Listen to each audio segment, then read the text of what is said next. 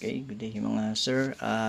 Gusto ko share sa inyo yung finished project namin, small kitchen cabinet. No? Ang size po nito ay 240 by 150. So, share ko po sa inyo. At dito una, inalis po namin yung existing na kitchen dahil silang sira na po.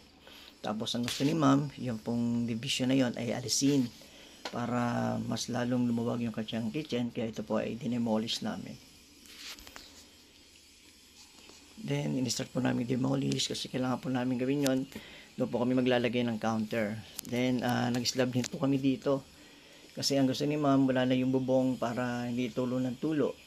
Ginamitan po namin ito ng steel deck. Yan po yung inilagay namin. Kasi medyo tipid po yan doon sa mga brace, no? Tapos po, after nyan, kami po ay nagbuhos na po namin. Naka-ready na po yung aming kitchen for preparation. Nag-wiring na rin po kami. Tapos po nyan, after nyan, ay naganda na po kami. Nag-layout na kami ng mga tiling. At yan nga po, ang ginamit po namin tiles nyan ay 30 by 60. Yan po yung gusto ni ma'am. And i-prepare na po natin yung cabinet. Pati yung countertop. Nandiyan na po. So, ang pintura po namin ginamit dyan ay odorless paint, no, ng Davies. So, yan na po yung finished project natin na 240 by 150.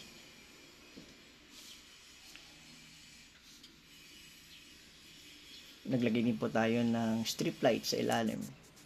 Tapos meron din po yung track light, no? Pinalagyan din po ni ma'am ng track light yan.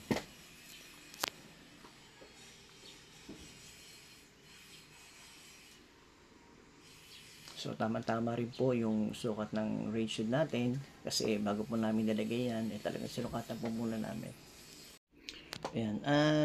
Diyan po, mapapansin po ninyo, may konti. No? Doon sa tabi ng kalan, mapapansin po ninyo, merong louver yun doon. Doon po nakalagay yung gas.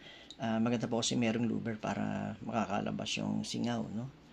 Ng gas. So, ito po yung aming finished project. Ayan na po yun. No? Meron din pong track light dyan. Merong strip light, merong fin light. So, pag ginawa po namin yan, hindi po kasama yung mga accessories, yung mga lababo, yung mga pull-out tray, yung gas range, hindi po kasama yan. Sila man po ang bumili niyan. So, ang amin lang po talaga, i-construct po namin yung buong area. Kung gusto nyo i-slab po namin yan. Yung mga track lights, sila man po ang bumili niyan. Lahat po na nakikita po ninyo ng mga accessories, no? Si ma'am po ang bumili. Pero yung mga handle concealed hinges, amin po lahat yan. Kapag gusto po ninyo magpagawa, tingnan po ninyo ang amin page, RS Building Finishing Services. Maraming